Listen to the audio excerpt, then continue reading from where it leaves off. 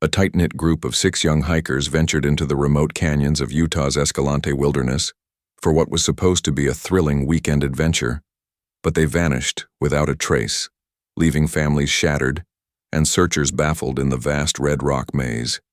For 2 agonizing years, the desert held its secrets close until one survivor, gaunt and haunted, staggered out of a hidden cave mouth, her story unlocking a terrifying truth that no one could have imagined. The sterile, fluorescent lights of the hospital room in Salt Lake City buzzed like angry insects, casting harsh shadows on the walls. It was July 17, 2007, exactly 2 years and 3 days since the disappearance. Dr. Elena Vargas leaned over the emaciated woman on the bed, her voice gentle but firm. "Can you tell me your name?" The woman's eyes, wide and wild like a trapped animal's, darted around the room before focusing. Her lips cracked as she whispered, "Serena. Serena Hale." The name sent a jolt through the medical staff. Serena Hale was one of the missing 6 from the infamous Escalante hiking group. News of her emergence spread like wildfire, pulling families from across the country to the hospital within hours. Serena's mother, Miriam, burst into the room first, her face a mask of disbelief and raw hope. She collapsed at the bedside, clutching her daughter's skeletal hand. "Oh God, Serena, we thought you were gone forever. What happened? Where are the others?" Serena's gaze turned distant, as if peering back into the abyss. Tears carved clean paths down her dirt-streaked cheeks. They're still down there, but not alone. There's something terrible." Her words hung in the air, heavy with unspoken horror. The doctors exchanged glances. Dehydration, malnutrition, and exposure had ravaged her body, but her mind seemed sharp, if fractured. As nurses hooked up IVs and monitors, law enforcement arrived. Detective Marcus Klein from the Garfield County Sheriff's Office, a no-nonsense veteran with a mustache like steel wool. He'd led the original search in 2005, when the group failed to check in after their planned 3-day trek through the slot canyons and mesas of Grand Staircase Escalante National Monument. The hikers were all in their mid-20s, friends from college in Colorado. 3 men, Jasper Kane, Milo Reyes, and Declan Voss, and 3 women, Serena Hale, Lila Thorne, and Nova Blake. They were experienced outdoors people, equipped with maps, GPS, plenty of water, and emergency beacons. Their last known position was a trailhead near Hole in the Rock Road, heading into a less traveled area known for its twisting narrows and ancient petroglyphs. When they didn't return, a massive search kicked off. Helicopters scanning the red sandstone labyrinth, ground teams combing canyons, dogs sniffing for scents that the wind scattered like dust. But the Escalante is a deceiver. Flash floods erase tracks, heat warps perceptions, and caves swallow echoes. After weeks, the effort scaled back, leaving families to grieve what seemed like a tragic accident. Now, with Serena alive, the case exploded open again. Klein sat by her bed, notebook in hand. "Start from the beginning, if you can." Serena nodded weakly, her voice gaining strength as she spoke. It had started innocently enough on July 14, 2005. The group parked their SUV at the trailhead under a blazing blue sky, backpacks loaded for adventure. Jasper, the unofficial leader with his easy grin and topo map expertise, led the way. "This is going to be epic," he'd said, high-fiving Milo, the group's jokester who always packed extra snacks. Declan, quiet and thoughtful, carried the camera, snapping shots of the towering cliffs. The women, Serena, an aspiring photographer, Lila, the fitness buff, and Nova, the environmental science grad, chatted about the Anasazi ruins they hoped to see. They hiked deep into the canyons, the walls narrowing to shoulder width in places, the air cooling as they descended. By late afternoon, they reached a remote mesa overlook, setting up camp amid scrubby junipers. That night, around the campfire, they shared stories and stargazed the Milky Way a brilliant smear above. But the next morning, everything changed. While exploring a side canyon, they spotted an unusual opening, a cave mouth hidden behind a boulder fall, its entrance framed by odd scratches on the rock like claw marks. Curiosity pulled them in. "Looks ancient," Nova said, shining her flashlight into the darkness. "Maybe petroglyphs inside." They ventured deeper, the passage widening into a chamber with dripping stalactites. That's when they heard it, a low rumble, not rockfall, but something alive. Panic set in as the ground trembled, and a section of the floor gave way, plunging them into a lower level. Dust choked the air, flashlights scattered. When it cleared, they were trapped in an underground network, the way back sealed by debris. Injuries were minor at first, bruises, a sprained ankle for Lila, but the real terror was the isolation. Their beacons didn't work underground, shouts echoed uselessly. They rationed food and water, hoping for rescue. Days blurred into a desperate survival. But on the third day, they discovered they weren't alone. Strange noises echoed through the tunnels, grunts, shuffling feet. At first, they thought echoes or imagination from hunger. Then, in the beam of a dying flashlight, they saw it. A hulking figure, ape-like, with matted fur and piercing eyes, vanishing into the shadows. "What the hell was that?" Declan whispered, his voice trembling. The group huddled, hearts pounding. Over the coming weeks, they realized the cave system harbored something impossible.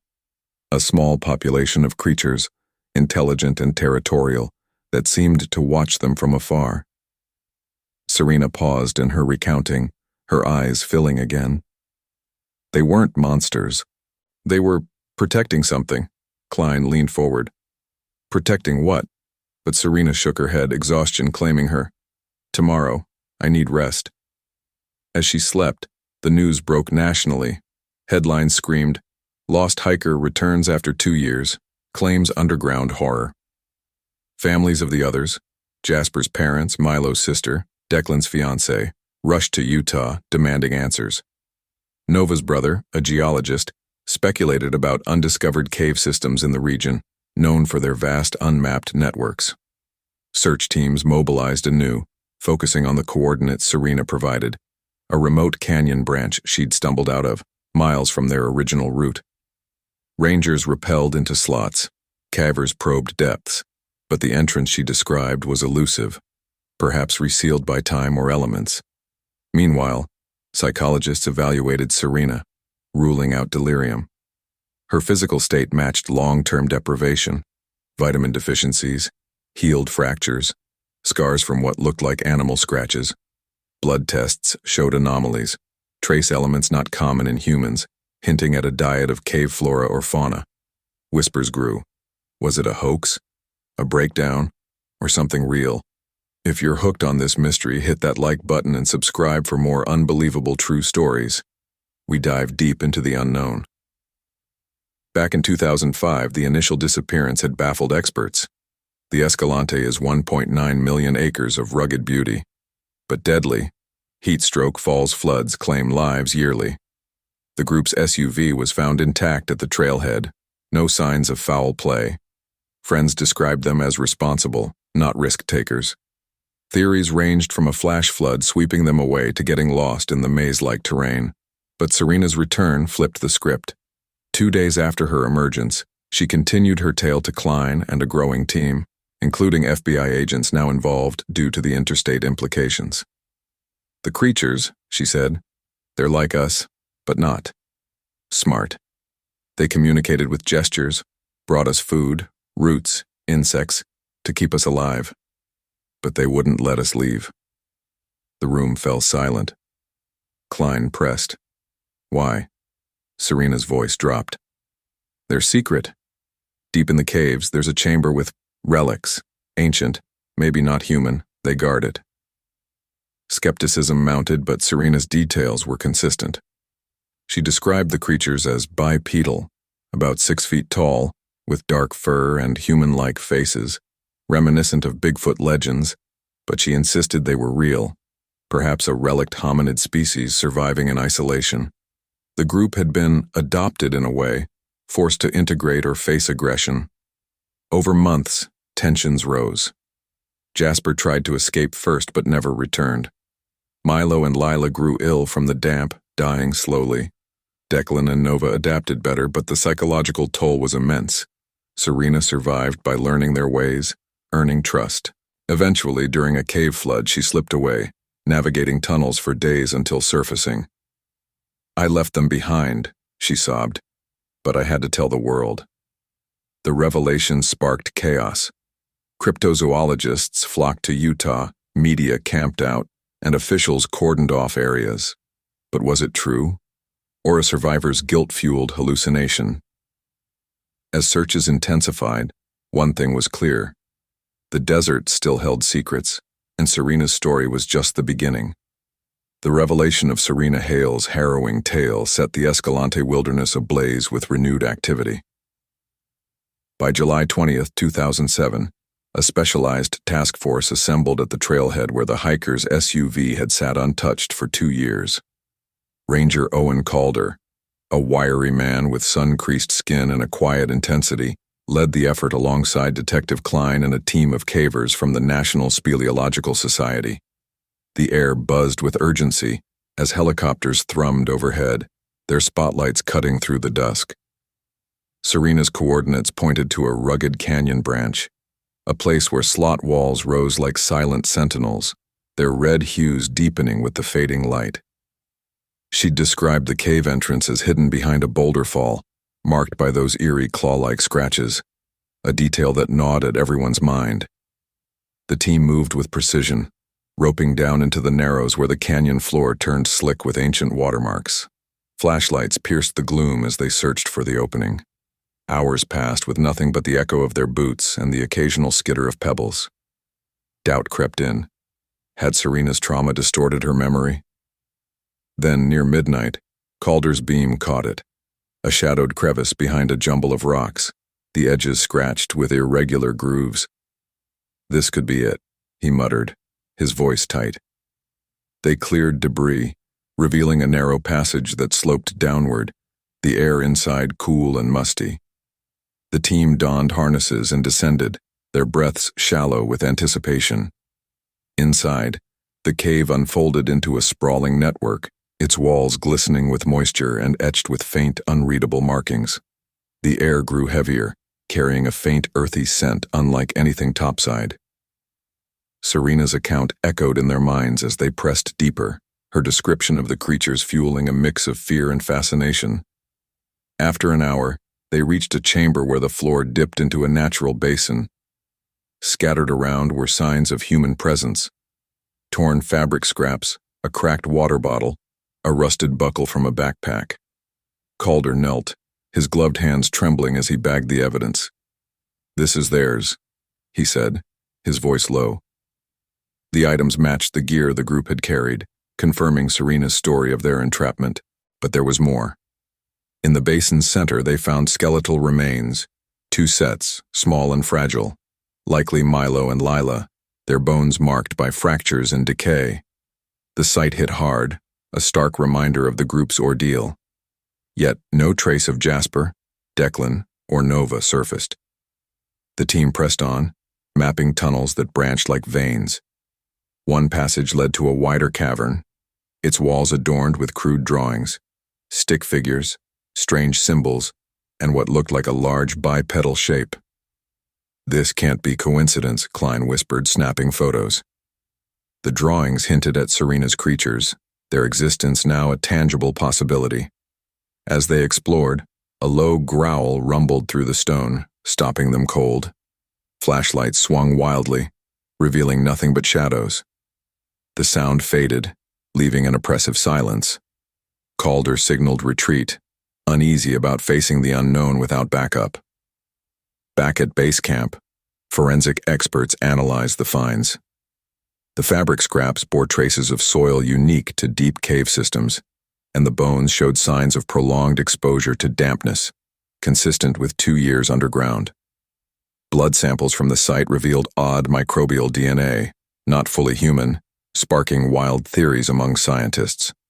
Was this proof of an undiscovered species? The discovery fueled a media frenzy. Headlines blared, "Cave creatures confirmed," and "Hiker's tale holds truth." Families arrived, desperate for closure. Jasper's mother, a frail woman named Etta, clutched a photo of her son, tears streaming. "If he's still down there, we need to know," she pleaded. Nova's brother, Theo, a geologist, joined the team, insisting on deeper probes. He theorized the cave connected to an unmapped aquifer system, explaining the creature's survival. Search efforts intensified, with drones and sonar mapping the subsurface, yet each day brought more questions than answers. Serena, recovering slowly, insisted the creatures weren't hostile, merely guardians of their hidden world.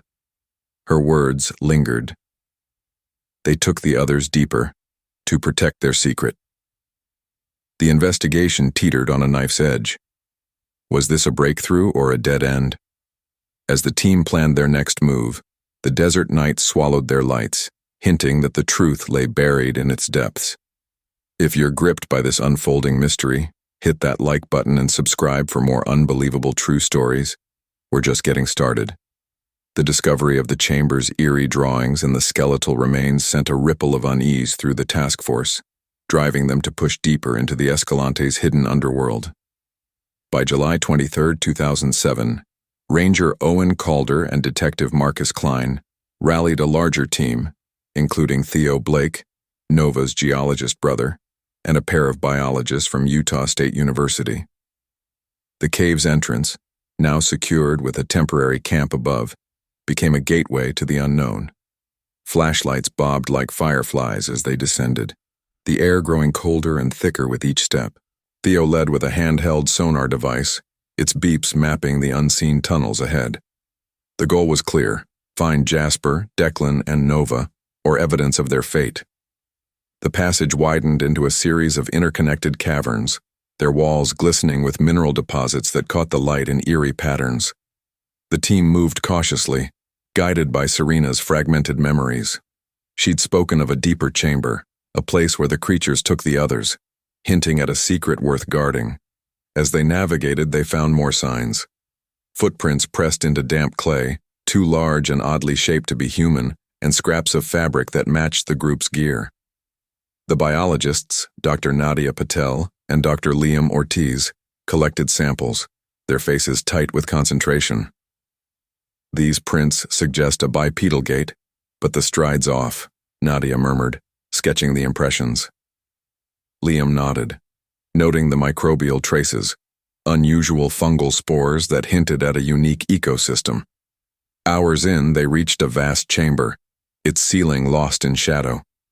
At its center stood a crude altar-like structure, piled with bones, stones, and what looked like carved wooden idols, relics that predated any known human presence in the region.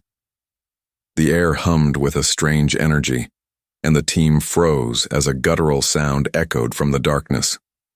Flashlights swung, revealing a fleeting glimpse of movement, tall, furred figures melting into the rock.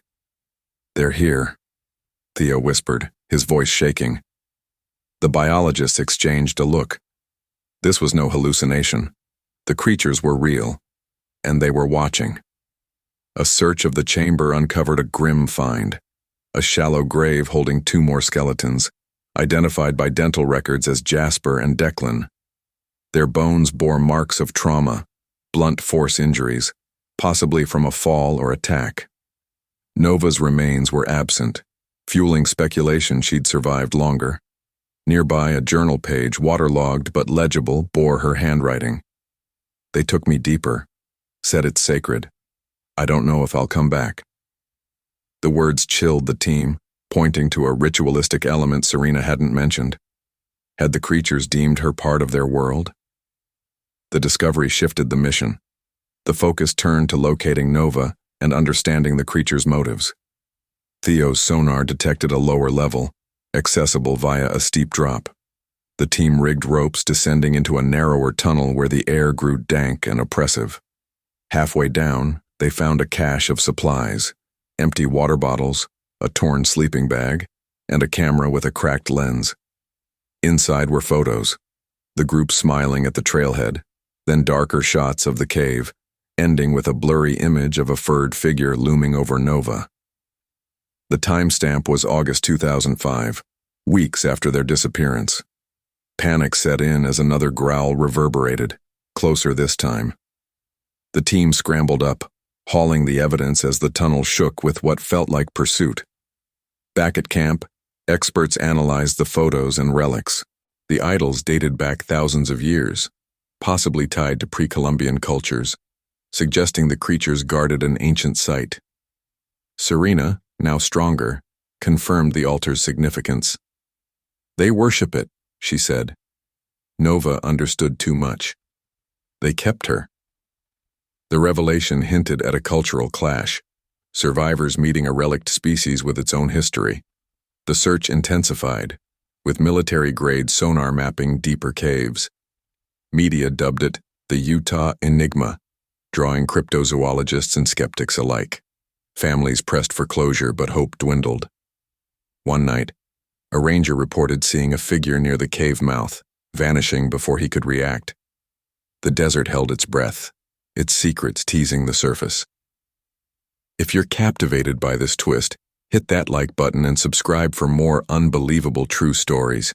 We're unraveling the truth step by step. The unsettling discovery of the altar and Nova's cryptic journal page plunged the investigation into uncharted territory, fueling a relentless drive to uncover the truth buried in the Escalante's depths.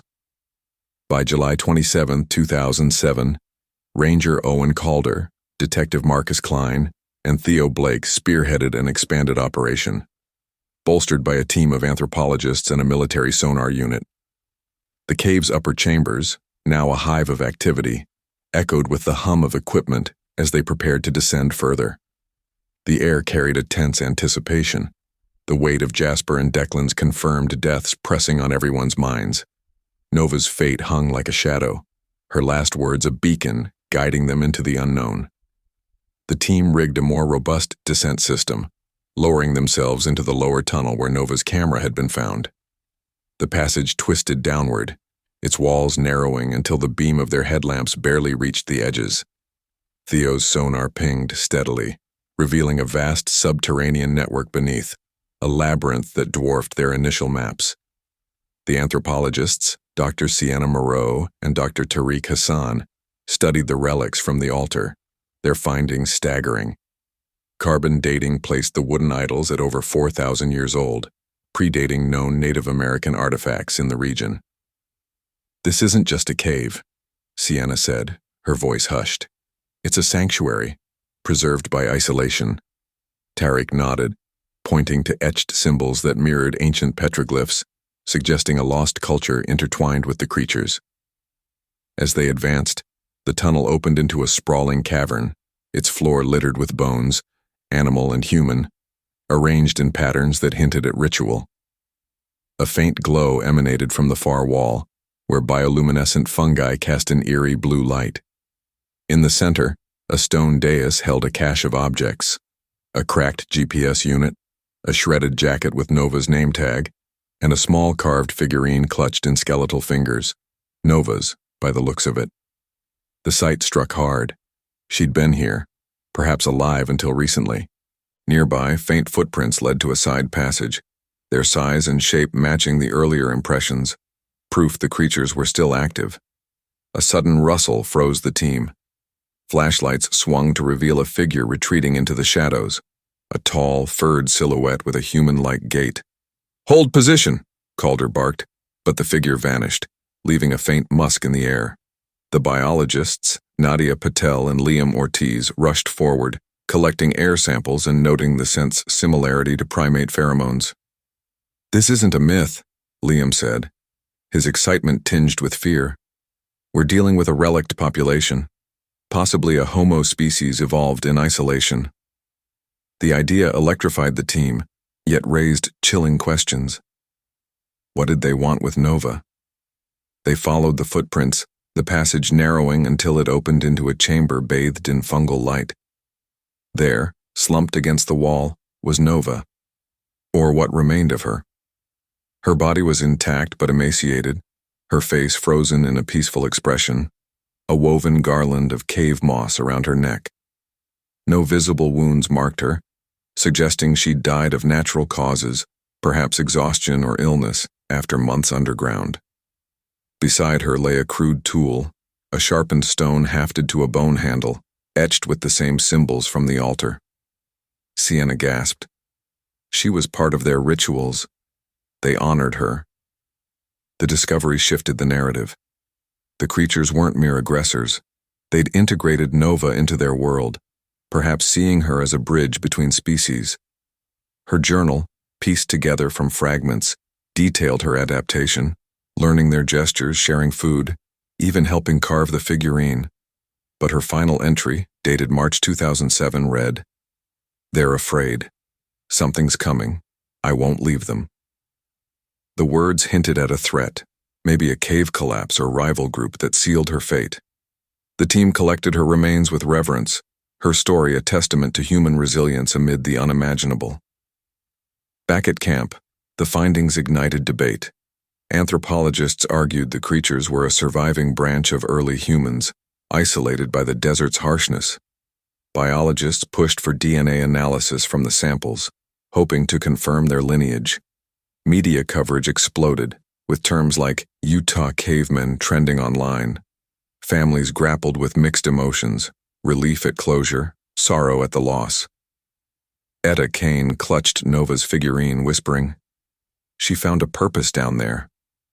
Search efforts scaled back, the cave deemed too unstable for further probes, but rangers maintained a watch, reporting occasional sightings near the entrance.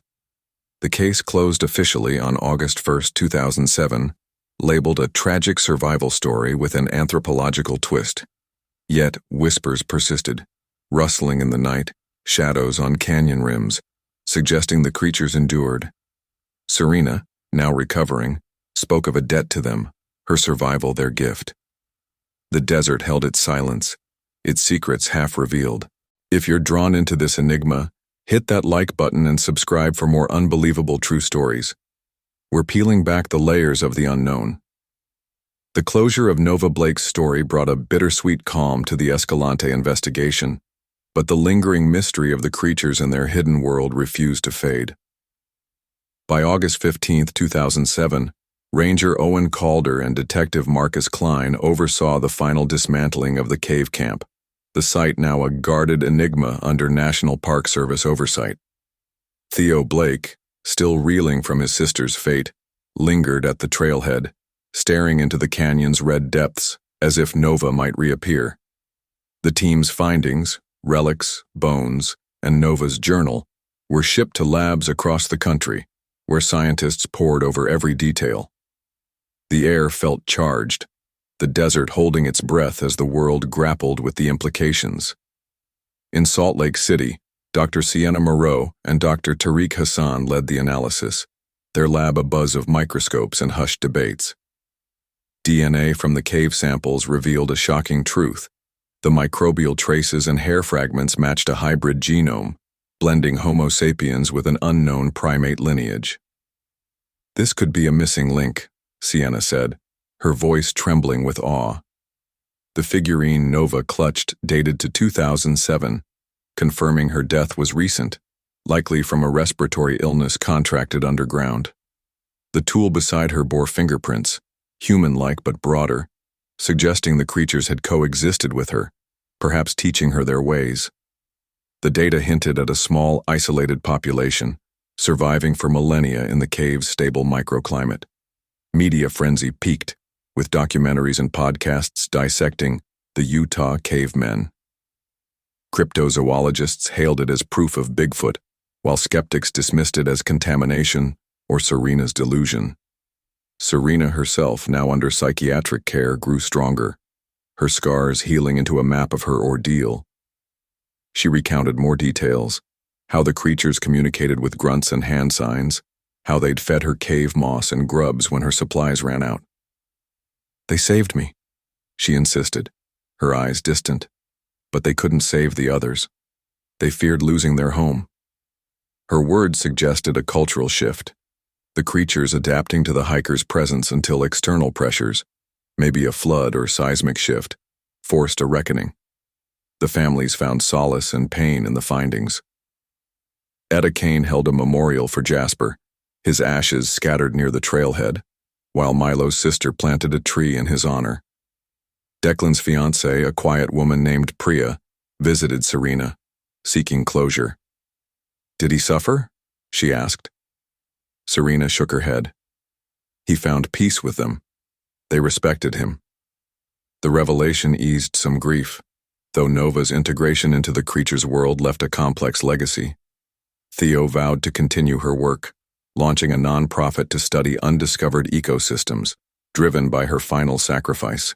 Ranger patrols reported sporadic sightings, shadows near the cave mouth rustling in the brush, fueling local legend.